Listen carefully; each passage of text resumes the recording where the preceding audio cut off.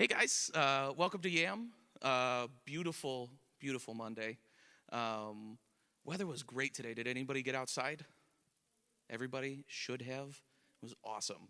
Um, so, tonight we're continuing our mental health series, and the wonderful Alex Adrian is going to speak for us. This has been a great series so far. We've talked about things from addiction issues and alcoholism to yes culture, as defined by Andrew Dewar last week, and oh boy, burnout. That one, the one that I talked about. The one I am awful. It's a great Monday. So those have kind of been our series that we've covered so far. I'm super excited to hear Alex tonight. Before we get started, a couple announcements. One is that there aren't announcements. We don't have a First Friday coming up. I don't have any details on a second Sunday yet, so we're still figuring that out. We'll get everybody the information, and otherwise, if you are interested in joining us at church, just let your small group leader know. We're still getting people signed up. We, in services, the same as in here, can sit in groups of 4 or less, socially distanced between the groups, but not between the individuals in that group. That's something that the church has done that's awesome for us. Other than that, we are starting a new series April 12th called Rooted. We kind of had Michelle and Alex talk a little bit about that series a couple weeks ago. I'm super excited about this series. I haven't done it yet. Your small group leaders will have done it by the time you get into it, so they can kind of explain a little bit more. But from everything that I've heard, this series is intense. It's going to push us a little bit, a lot of it in our faith and kind of stretch us out a little bit. I'm actually really excited to see where this goes. It does involve homework. Don't freak out. It's not that bad. From what I've heard from the people that have done it, it could take as long as you want to take with it. If you're only willing to really put like 10, 15 minutes into it, then that's what you could put into it. If you could put an hour and a half into a devotional and study and spend a lot of time with just you and God, then that's time that you could put into it. It's kind of your call there. But there's going to be a couple of those throughout the week as we go through the series, and then we're going to follow up with more conversations about that every Monday. And this series is going to carry us all the way into summer. So super excited for that. Now that I'm done, Alex, you're up. I thought this was a mask around my neck. It's not. It's my shirt.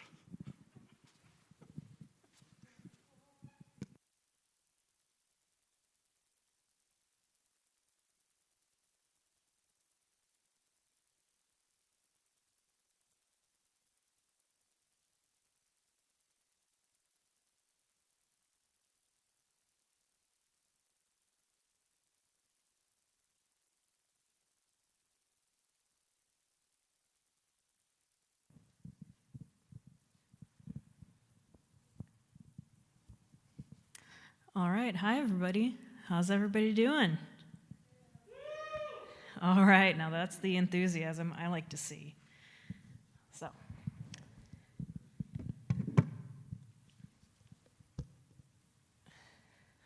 all right. So, as Tyler said, I am here today to give you a little bit of my story, my experience with depression, mental illness, and continuation of the series that we're doing. So hopefully you might get some insights, get something out of it. We'll see. So just going to share a bit of my story, some pieces of scripture, and truths found in the Bible that have helped me as I've struggled with this disease, and some practical ways that if you're going through it, you can cope, or if you have a friend that has depression, that you can reach out to them and maybe help them out a little bit. So that is what tonight's going to look like. All right, guys. So let's see here. So I don't know if you know the building where I work in, it's 55 Schumann Boulevard, AKA the Metro West building, AKA the N building. It's located off of 88. It's shaped in a big letter N. It's a big green square cube glass building. It's one that you drive by all the time. A lot of people recognize it, not a lot of people have been in. And if you have never been there, you wouldn't know, but the parking lot leading up to the building is the most hellishly windy place in Illinois, if not on planet Earth. So every single morning when I walk in, when I leave, especially today, I'm sure everybody's noticed today is like super windy, right? So I'm getting out of my car, it's, all nice in there, I'm listening to a podcast or whatever, and I get out, I have long hair, my hair is always blowing all over the place, I have my messenger bag with my laptop in it, I have my purse, my receipts are like flying out, and I don't know if you've ever been in a really windy area, but it just hits your face and it makes you really angry. And it's just something that's beyond your control. It's sort of like overcoming you, you're being blown all around.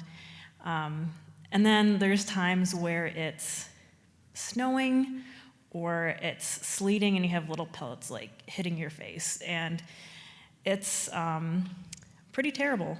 So I was thinking about that the other day as I was leaving work, and I'm like, that's kind of what, in my mind, that's an allegory for depression. That's what it can feel like. You're just trying to do your best, go through life. There's this thing that's sort of overwhelming you, swirling you around. Some days are better than others. Some days there's more challenges. For example, there could be like ice on the ground, you're slipping around or whatever.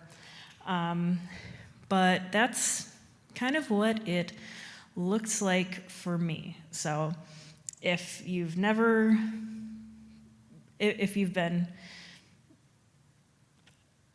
what should I say here?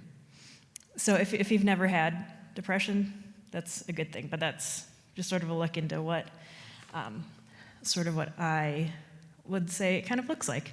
So for a background for myself, just so you know where I'm coming from, I grew up in a really great household, wonderful childhood. I have two parents that love me. I'm an only child. We grew up pretty privileged in a nice house. I grew up in the church. I've always known about Jesus and that he loves me. And I also went to a Christian school. So I sort of had that surrounding me the whole time. And I didn't get what depression was, especially as a tween or as a teen. I'd hear about people that would have depression. I'm like, just be happy, like just watch SpongeBob or something, feel better. And I thought depression is for other people that have had tumultuous upbringings and broken homes, and somebody like me who comes from a nice two-parent home in a loving household where I was never, hungry or worried or anything like that. That's what would I have to be depressed about, right? So that is kind of where I started out. That was sort of my background. And then going through high school and college, it really started for me in the spring semester of my senior year. So this would have been 2016.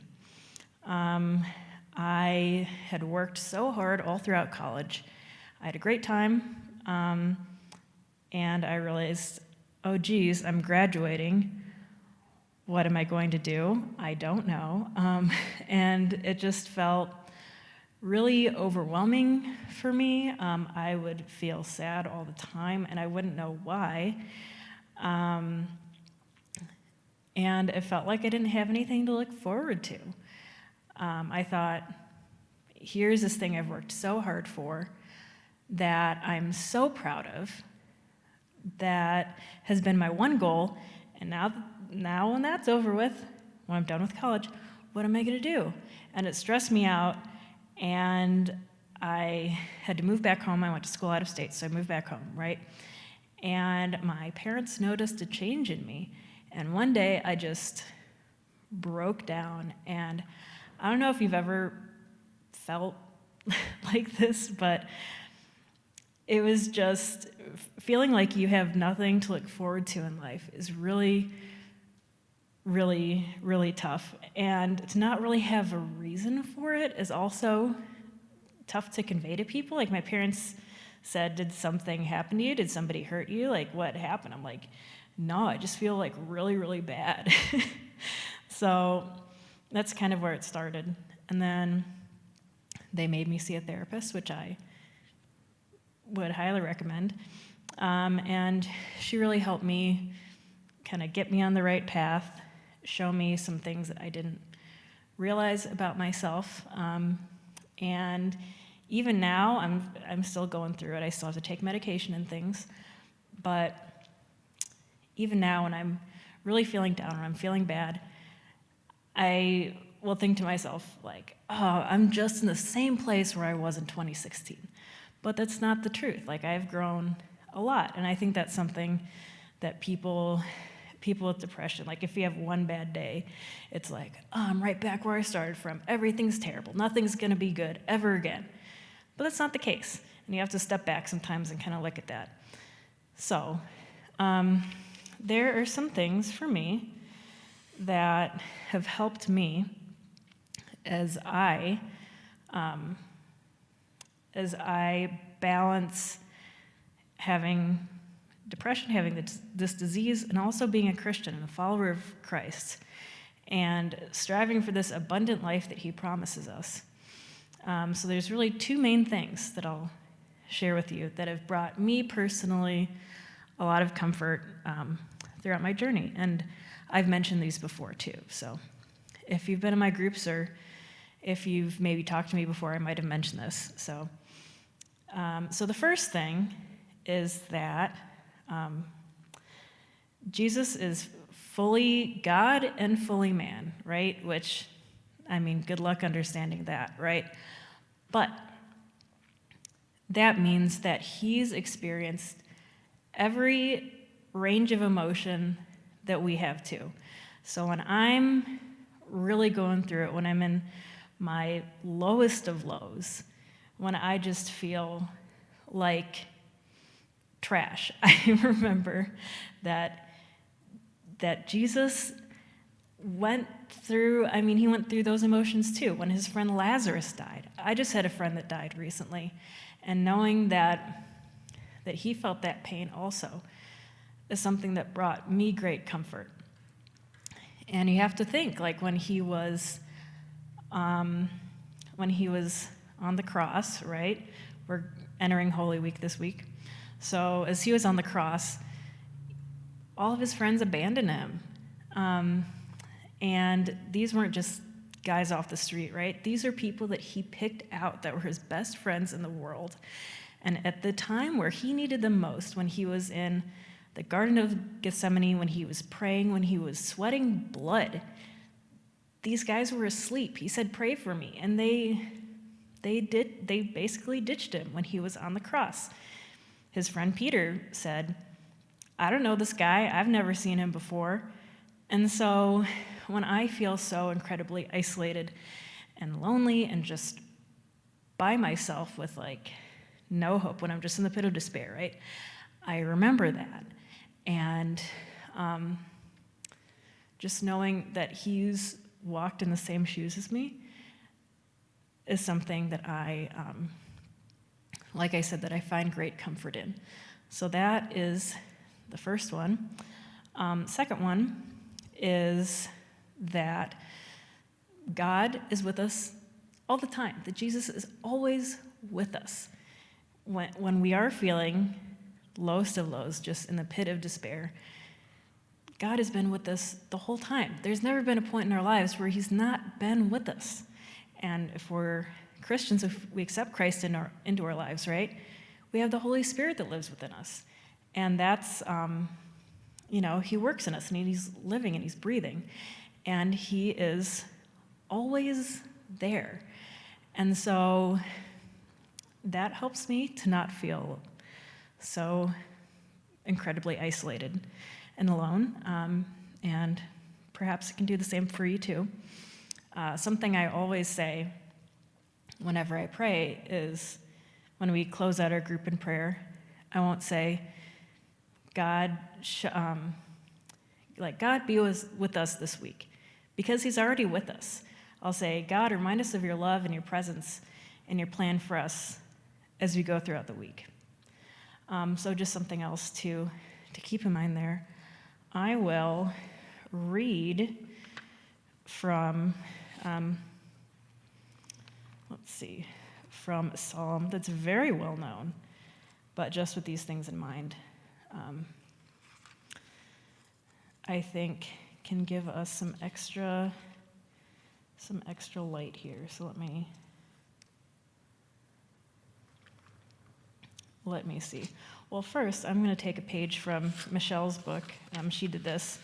I'm going to read a little passage from my diary, from something that I wrote, so you can maybe get a better insight into what this thing feels like. All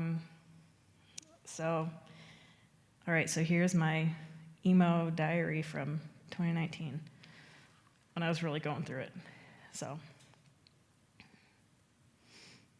all right.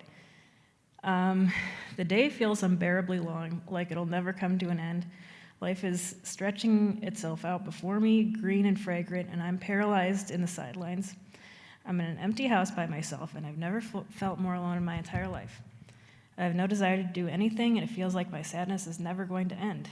My mental health has been a literal dumpster fire for the past month and a half, and things just plummeted lower and then exploded into oblivion.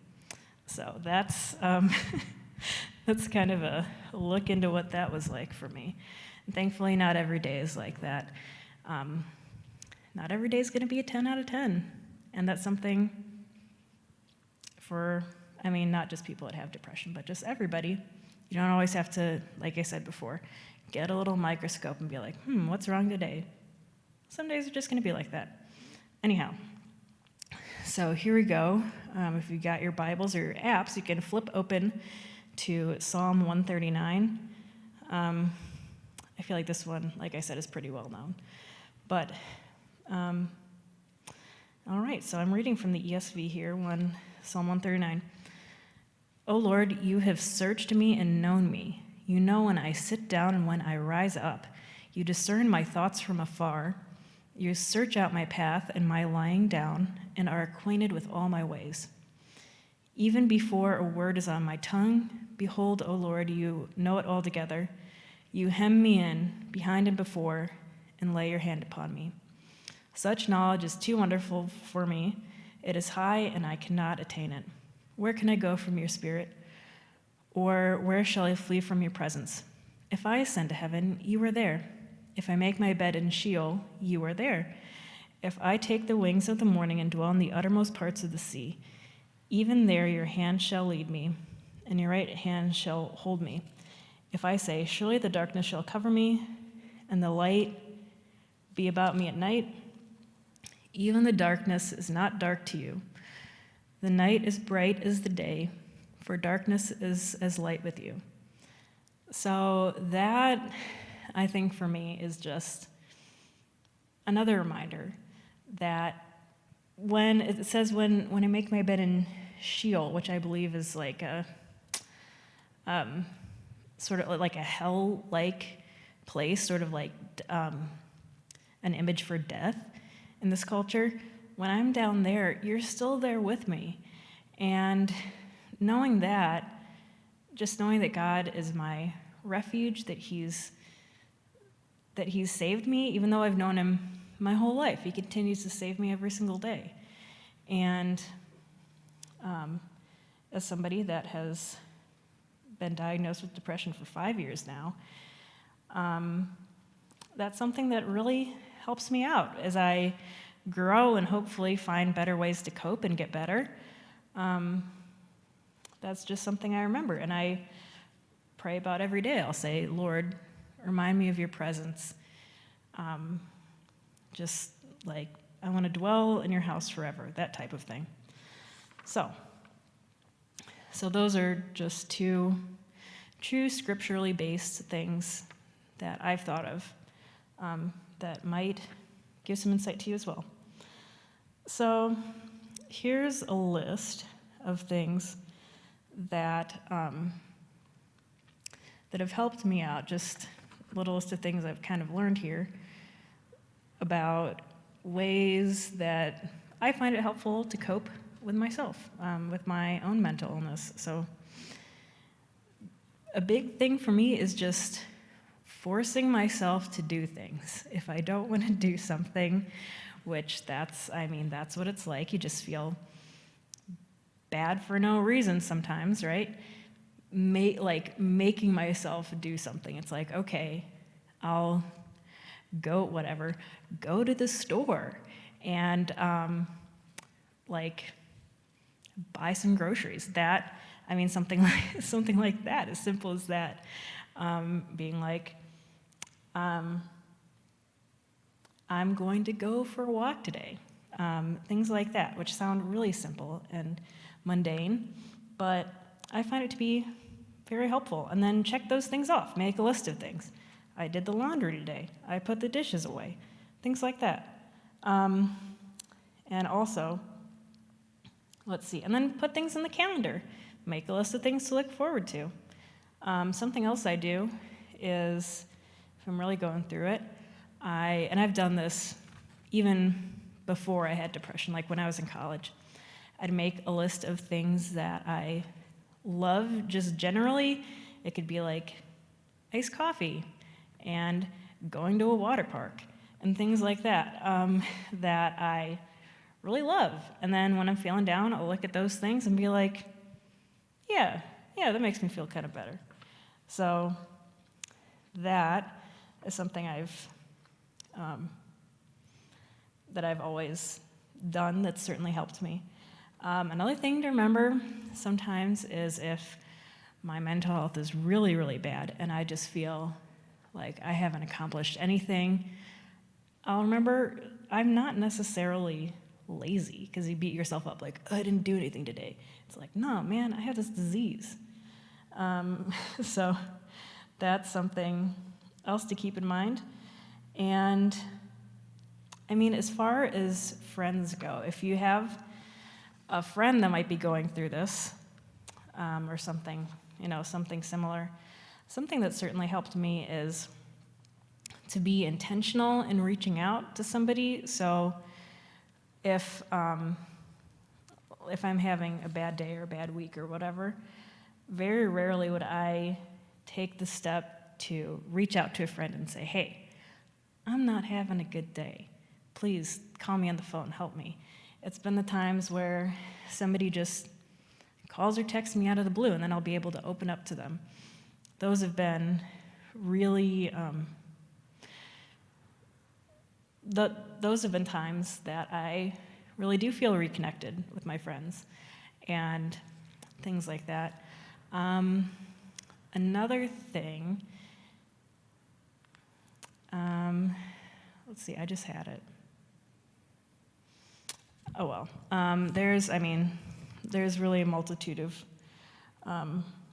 ways here, but yeah, so those are some things that I have learned, that I've reflected on, and I figured I would share them all with you. And yeah, if you have any questions or anything, let me know. We can discuss things in group. And thank you all for listening. And we can, we can go talk in group now. All right, yep. Thanks, Alex. Oh, am I off? Is this sweet? Thank you, Alex. That was awesome.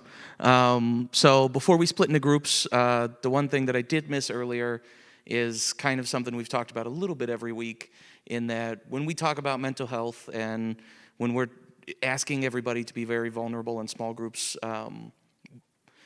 YAM has in the past been very intentional about making sure that if you're discussing something in small group, that it is not shared outside of small group, that we can have some, that we can find safety and really security within our small groups, some privacy that allows us to be vulnerable, that allows us to share, for a lot of people, what are some very dark memories or dark times in their life. So as we continue to go through small groups, that is a continued ask of YAM, is that we can keep things private. If you would like to share someone else's story, we encourage you to either talk with that person and say, hey, I want to share your story with a friend. I think it would be great for them.